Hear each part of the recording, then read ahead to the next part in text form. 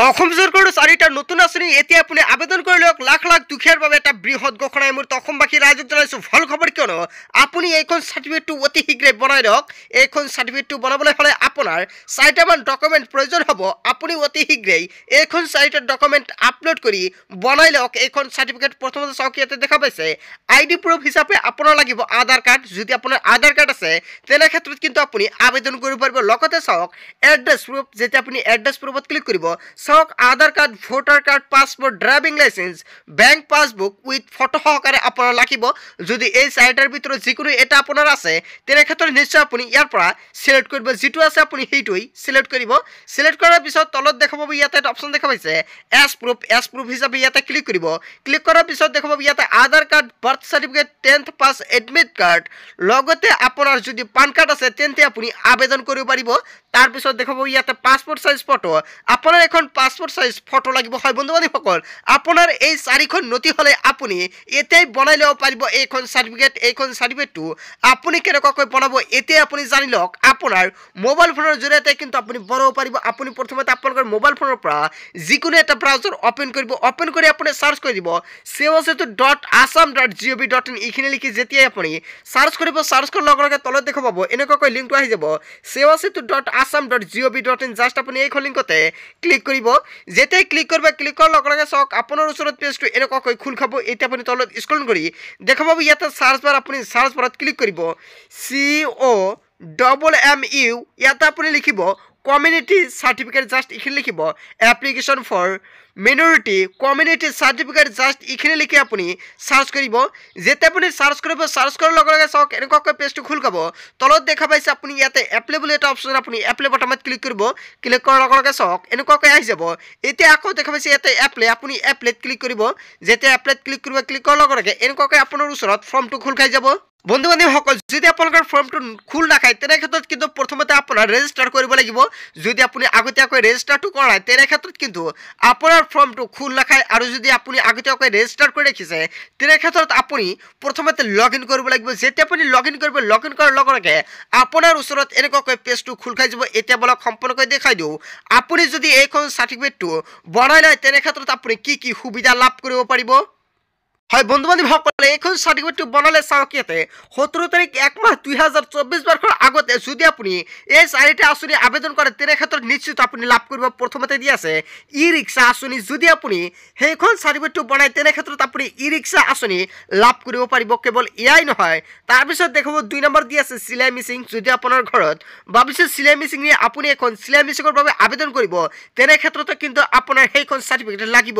তাৰপিছত চাওক ইয়াতে 3 নম্বৰ দি আছে ফেশ্বন ডিজাইন মেচিন। যদি আপুনি ভাবিছে আপোনাৰ নামত এখন নতুনকৈ ফেশ্বন ডিজাইনাৰ মেচিন আপুনি আবেদন কৰিব তেনে ক্ষেত্ৰত আপুনি কৰিব পাৰিব। লগতে অটোমেটিক পেপাৰ প্লেট মেকিং মেচিনো আপুনি আবেদন কৰিব পাৰিব। যদি আপোনাৰ সেইখন চাৰ্টিফিকেট থাকে তেনে ক্ষেত্ৰতে কিন্তু আপুনি আবেদন কৰিব পাৰিব। সব বন্ধু বান্ধৱীসকলে, এতিয়া বলক আপোনালোকক সম্পূৰ্ণকৈ দেখাই দিওঁ আপুনি কেনেকুৱাকৈ চাৰ্টিফিকেটটো আবেদন কৰিব। আৰু চাৰ্টিফিকেটটো আবেদন কৰাৰ পিছত ইয়াতে গৈ আপোনাৰ এপ্লাই কৰিব লাগিব, কিয়নো আপোনালোকৰ কিন্তু কমিউনিটি চাৰ্টিফিকেটটো বিশেষকৈ প্ৰয়োজন হ'ব।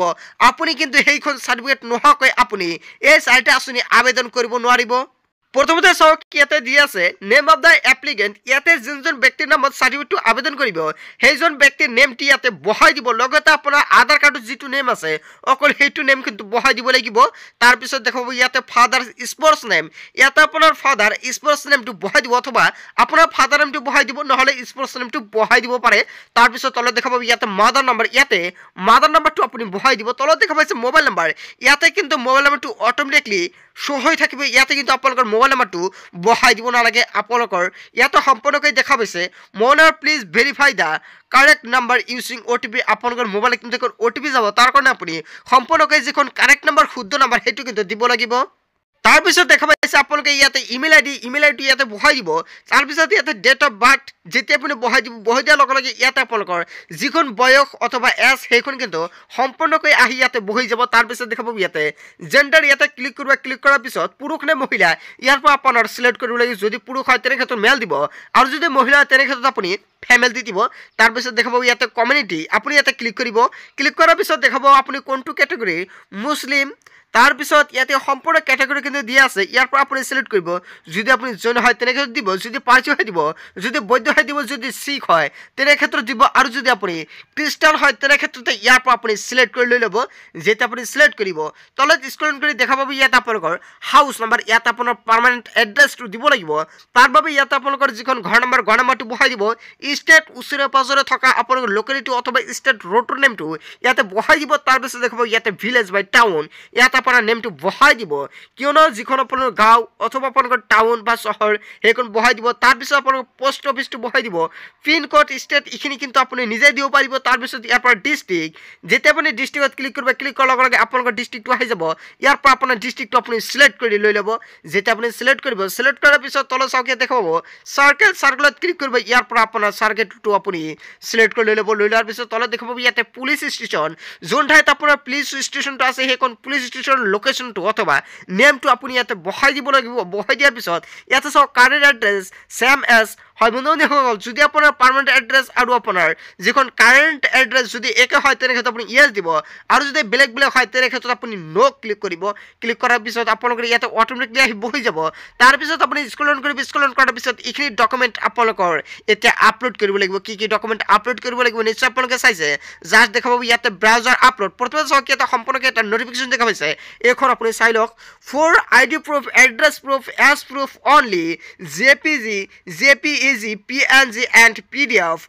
of maximum 1 MB is allowed for passport size photo only JPG আৰু JPEG and PDF maximum 200 KB ইয়াতে যিকেইটা ডকুমেণ্ট দেখা পাইছে আপুনি তিনিটা এইখন তিনিটা ডকুমেণ্ট আপোনালোকৰ মেক্সিমাম 1 MB হ'ব লাগিব 1 MB ৰ ওপৰত হ'লে কিন্তু আপোনাৰ নহ'ব লগতে চাওক আপোনালোকৰ যিখন ফটোটো আপলোড কৰিব লাগিব আপোনাৰ 200 KB ৰ তলত হ'ব লাগিব ইয়াৰ ওপৰত হ'লে কিন্তু আপোনাৰ ইয়াতে সাপোৰ্ট নকৰিব আৰু সকলে কিন্তু আপোনালোকৰ PDF ৰ জৰিয়তে অথবা JPG ৰ জৰিয়তে কিন্তু আপলোড কৰিব লাগিব আপলোড কৰি লৈ লোৱাৰ পিছত দেখাব ইয়াতে এখন কেমেৰা এটা অপচন দেখা পাইছে আপুনি ইয়াতে ক্লিক কৰিব ক্লিক কৰাৰ পিছত দেখাব ইয়াতে এনেকুৱা আহিছে যেহেতু মই ইয়াতে যিখন কেমেৰাৰ পাৰমিশনটো দিয়া নাই তাৰ কাৰণে এনেকুৱা আহি গৈছে আপুনি জাস্ট কেমেৰাৰ পাৰমিশনটো দি দিব দি দিয়াৰ পিছত তলত দেখাব ইয়াতে ক্যাপচা ইয়াতে কিন্তু যেতিয়া আপুনি বহাই দিয়াৰ পিছত সম্পূৰ্ণ ইয়াতে আপলোড হৈ যাব তাৰ পিছত ইয়াতে আপুনি সেভ ইন নেক্সট যেতিয়া ক্লিক কৰিব ক্লিক কৰাৰ লগে লগে আপোনাৰ ডকুমেণ্ট যেতিয়া আপুনি আপলোড কৰিছে আপলোড কৰাৰ পিছত আপোনালোকৰ ওচৰত এখন ৰিচিপ্ট আহি যাব